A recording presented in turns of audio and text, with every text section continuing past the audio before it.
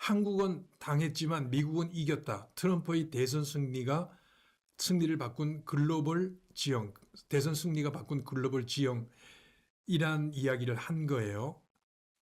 원문을 제가 원문을 먼저 보여드리는 게 나을 것 같습니다. 자신의 SS 채널에 패트릭 번입니다.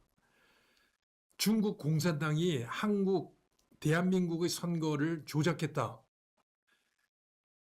합법적으로 당선된 대통령, 윤석열 대통령을 말합니다. 그 부정선거 그 재료들을 조사하기 위해서 부정선거에 대한 자료들을 조사하기 위해서 그 자료들을 압수를 하려고 계엄령을 선포를 했다. 그런데 그것 때문에 그는 지금 무기징역으로 감옥에 있다. 만일에 트럼프에게 같은 일이 있었는데 그는 11월 24일 2020년 11월 24일 같은 일이 있었는데 졌던 그 당시에도 한국에서 벌어진 거와 같은 일이 벌어졌었다. 옵스. 이렇게 올린 거예요. 이 내용을 제가 분석을 해드리겠습니다. 자, 트럼프를 파멸시키려던 비밀 시나리오가 한국에서 먼저 실행되었다. 한국은 당했지만 미국은 이겼다. 트럼프의 대선 승리가 바꾼 글로벌 지형. 패트릭 번은 2026년 5월 16일 며칠 전입니다. 자신의 X 계정에 한국의 정치적 상황, 윤석열 전 대통령의 계엄 선포 및 무기징역 선고를 부정선거 및 딥스테이트 음모에 빗대서 언급을 했습니다. 패트릭 번이 누구냐? 오버스탁 창업자입니다. 오버스탁이란 연 매출이 18억 5천만 달러가 되는 거대 기업입니다. 2020년 미 대선 이후 부정선거 의혹을 규명하며 보수 진영의 핵심 자금줄 역할을 했습니다. 부정선거를 조사하는데 돈을 엄청나게 댔어요. 자기 돈을. 그리고 더 아메리카 프로젝트란 재단을 설립을 해서 사제 수천만 달러를 투입해서 아리조나주 감사 등 부정선거 조사를 지원했습니다. 트럼프 전 대통령의 강력한 지지자로서 군 동원을 통한 투표기 압수 등 파격적인 대안을 제안했습니다. 무슨 말인지 알겠죠? 군 동원을 통한 압수기 넘겨주세요. 군 동원을 통한 투표기 압수. 이 이야기는 윤 대통령이 비상계엄을 통해서 선관위에서 자료를 압수하려는 그거랑 같은 겁니다. 패트릭 번도 트럼프 대통령한테 군을 동원해서 투표기 압수 등 부정선거 자료를 압수를 해야 된다고 파격적인 제안을 했던 겁니다. 자, 현재 명예훼손 소송에 직면해 있으나 트럼프 서사를 옹호하며 글로벌 선거 조작을 파헤치는 마쿠 인물입니다. 굉장히 강력한 인물입니다. 부정선거에 대해서. 자, 아까 올린 글을 원문을 번역을 하면 중국 공산당이 한국 선거를 조작했다라고 명시적으로 이야기를 하고 있습니다. 현직 대통령이자 합법적인 승자가 선거 자료를 압수하고 조사하기 위해서 계엄령을 선포했다. 그 대가로 그는 지금 교도소에서 무기징역을 살고 있다. 2024년 11월 대선에서 패배했을 때 트럼프에게 일어날 뻔했던 일과 똑같다. 이런 읍스. 중국 공산당이 한국 선거를 조작했다는 거고요. 선거 조작은 미국뿐 아니라 전 세계적으로 조직된 거대 배후 세력의 소행이며 그 배후는 중국 공산당 CCP가 있다. 한국의 선거 결과도 민의가 아니라 외부 세력의 기술적, 조직적 개입으로 조작된 가짜 결과라는 것이 패트릭 번의 기본 전제입니다. 이 이야기는 좀 이따 제가 다시 해드리겠습니다. 현직 대통령이자 합법적인 승자가 선거 자료를 압수하고 조사하기 위해 계엄령을 선포했다. 윤석열 전 대통령의 계엄 선포는 권력 유지가 목적이 아니라 부정선거의 증거를 확보하기 위한 정당하고 어쩔 수 없는 선택이었다고 본다는 겁니다. 윤 전 대통령을 조작된 선거의 진실을 밝히려 한 용기 있는 합법적 지도자로 영웅시하고 있습니다. 패트릭 번이. 그 대가로 그는 지금 교도소에서 무기징역을 살고 있다. 윤 전 대통령의 무기징역 선고는 정당한 사법 절차가 아니라 진실을 은폐하려는 거대 조직 CCP의 정치적 보복이자 앞입막음으로 해석합니다. 부정선거의 증거를 잡으려 했기 때문에 배후 세력에게 역공을 당해 감옥에 갇히게 되었다는 순교자적 시각입니다. 자, 2024년 11월 대선에서 패했을 때 트럼프에게 일어날 뻔했던 일입니다. 만일 선거에서 패배했다면 이런 일이 있었다는 겁니다. 딥스테이트에는 2024년 미 대선을 조작해 트럼프를 낙선시키고 딥스테이트가 저항하면 윤 전 대통령처럼 군사적 법적 수단으로 종신형으로 파멸시키려는 시나리오를 가졌다고 봅니다. 마지막의 흡수는 하지만 트럼프의 승리로 그 각본이 미국에서 꼬여버렸다는 상대 진영을 향한 조롱과 비웃음입니다. 자, 단계가 있습니다.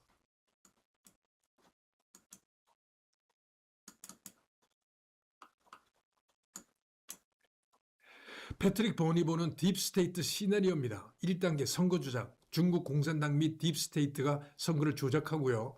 2단계 진실 규명 시도, 합법적 지도자가 계엄령 등 공권력으로 선거 자료 확보를 시도를 하면 3단계 보복 및 제거, 법적 정치적 수단으로 지도자 제거 및 감옥에 가둔다. 4단계 목표 달성, 진실은 은폐되고 체제는 유지된다. 트럼프의 승리로 각본이 미국에선 실패를 한 겁니다. 자, 핵심 요약. 평행이론과 다른 결과, 한국의 경우 선거 조작에 맞서 진실을 밝히려 했던 계엄 선포, 딥스테이트 중국 공산당의 보복, 무기징역 선고로 감옥 수감, 진실을 향한 저항의 대가가 한국에서는 실패를 했습니다. 그런데 미국은 도널드 트럼프 대통령이 선거 조작에 움직이지 마세요. 선거 조작에 맞서 진실을 밝힘, 딥스테이트의 각본 실패, 2024년 그래서 트럼프가 미 대선에서 승리했습니다. 진실을 지킨 승리, 성공한 겁니다. 한국의 상황은 선거 조작 세력에게 맞서다 감옥에 간 비운의 지도자의 사례이며 이는 곧 트럼프가 맞서 싸워 이겨낸 딥스테이트의 거대한 음모가 실제로 존재한다는 증거다. 이렇게 해서 트럼프를 파멸시키려던 비밀 시나리오가 한국에서 먼저 실행되었다는 것입니다. 무슨 말인지 이해가 가십니까? 패트릭 번에 대한 이야기를 좀 더 해야 되겠습니다. 그냥 한국에서는 유튜버하고 저를 포함해서 유튜버들이 부정선거 이야기를 하고 저는 영화도 만들었습니다만은 전부 다 종북 좌파들은 그리고 이재명과 민주당은 음모론이라고 이준석을 포함해서 음모론이라고 무시해버립니다. 그리고 선관위는 여기에 이런 방구 대꾸를 하지 않습니다. 이 전략입니다. 미국은 패트릭 번을 비롯해서 트럼프가 적극적으로 나서서 이런 식으로 윤 대통령처럼 비상계엄에서 실패하고 이러지 않고 적극적으로 나서서 지금도 부정선거에 대한 수사를 계속하고 있고 미국은 트럼프가 막아낸 겁니다. 패트릭 번에 대한 이야기를 안 할 수가 없습니다. 그냥 단순한 부정선거 음모론자 뭐 이게 아니고 이 사람은 자기 사제, 엄청난 자기 사제를 들여가지고 실제로 조사를 엄청나게 했습니다. 어떤 조사를 했냐? 선거 조작이 단순히 투표지 오류가 아니라 투표지 소프트웨어, 특히 도미니언 보팅 시스템 등의 조작, 외국 세력의 개입, 그리고 특정 정치 세력에 의한 조직적인 개표 부정을 통해서 이루어졌다고 믿고 있습니다. 단순히 믿고 있는 게 아니라 이거를 사제를 들여서 하나하나 조사를 해서 그런 결론을 내린 겁니다.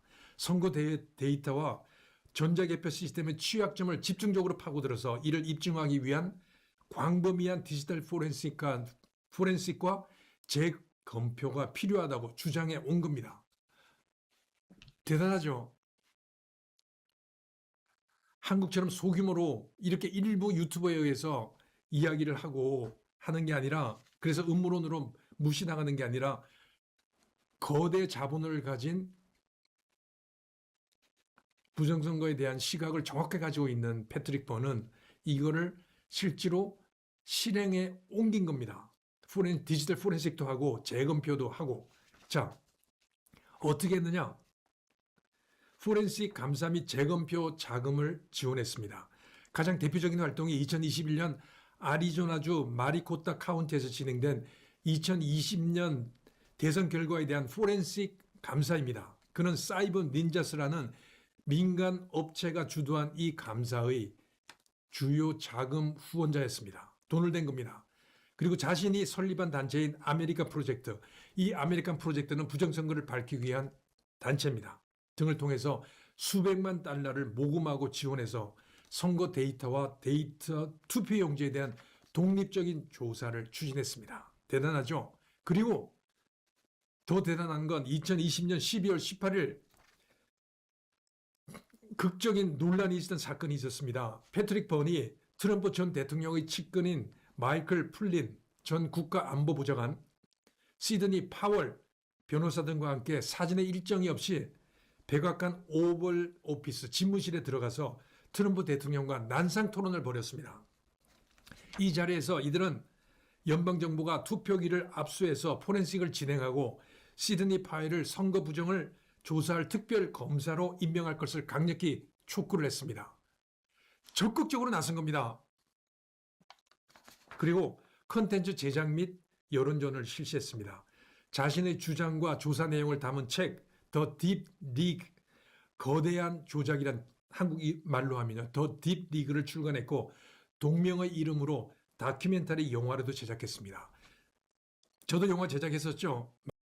지금 비영리 단체도 패트릭 번은 설립해서 운영하고 있습니다. 마이클 플린 등과 함께 선거 무결성 확보와 법적 투쟁을 지원하기 위한 조직 더 아메리칸 프로젝트 같은 걸 설립해서 활동 기지로 삼고 있습니다. 지금도 열심히 앞으로 선거에서 부정선거가 없도록 시스템적으로 바꾸기 위해서 노력을 하고 있는 겁니다. 한국은 어떻습니까? 한국은 아직 며칠 남지 않은 이번 6.3 지방선거에도 부정선거가 분명히 있을 거라고 확신합니다. 왜?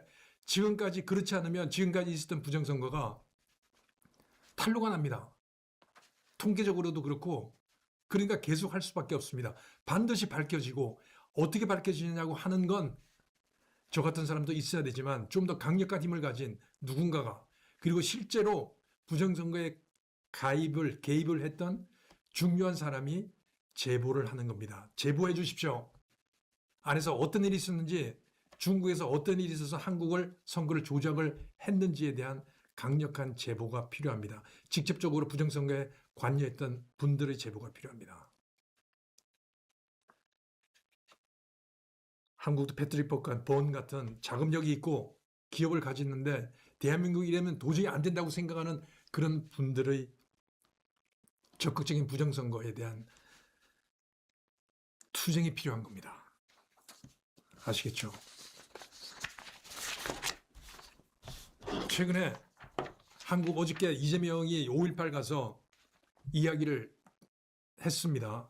5.18 헌법전문에 반드시 들어가야 된다고, 최선을 다하겠다고 이야기를 하고 또 무안공항을 갔더라고요. 제가 무안공항을 취재하기 위해서 지금 준비를 하고 있는데, 참사를 이재명 가서 또 어떤 이야기를 한지 모르겠습니다.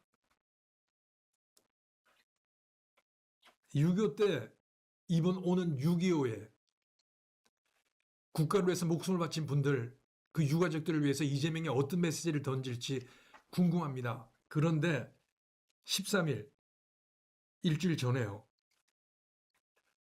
트럼프 대통령이 중국에 가 있는 동안 한국에 있었던 한국전 참전 용사 기념재단이 워싱턴 그랜드 하얏트 호텔에서 14명의 만찬을 가졌습니다. 6.25 때 소련 미국이 4대를 격추하고 전설적인 부궁을 세운 로이스 윌리엄스 예비역 해군 대령 등 몇 명에게 수상을 했습니다. 헌신을 치하했습니다. 트럼프 대통령이. 자, 제가 보여드리려고 하는 게 트럼프 대통령이 보낸 축전입니다.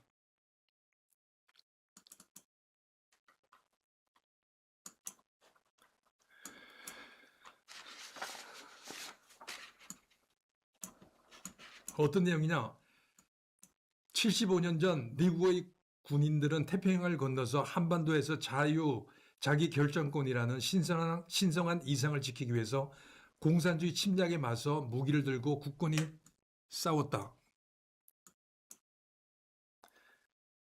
고 치하하면서 미국은 한국전쟁에 참여한 남녀 장병들의 헤아릴 수 없는 희생을 절대 잊지 않을 것이라고 했습니다. 그러면서 참전 용사들의 용기가 억압받던 이들을 해방시키고 자유를 사랑하는 수많은 사람들에게 평화 번영을 가져다 줬다면서, 이는 미국이 동맹을 지원하고 자유의 가치를 소중히 여기는 이들과 끝까지 함께 할 것임을 보여주는 상징이기도 하다.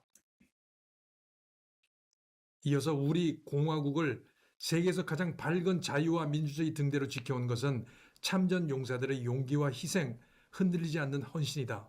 미국은 언제나 용감한 제향군인들과 함께하고 그들이 마땅히 받아야 할 돌봄, 지원, 변함없는 감사를 받을 수 있도록 할 것이다. 라고 도널드 대통령 사인했습니다. 중국의 정상회담하러 가 있으면서도 이런 한국전 참전 용사들을 기리기 위한 행사에 축전을 이렇게 보낸 겁니다. 대단하지 않습니까? 다음 달입니다. 6월 25일 이재명이 어떤 축사 위로의 메시지를 보낼지 한번 기대를 해보겠습니다. 대통령은 굉장히 중요한 자리입니다. 비록 의혹입니다. 부정선거로 당선됐다고 하더라도 해야 될 일은 반드시 해야 합니다.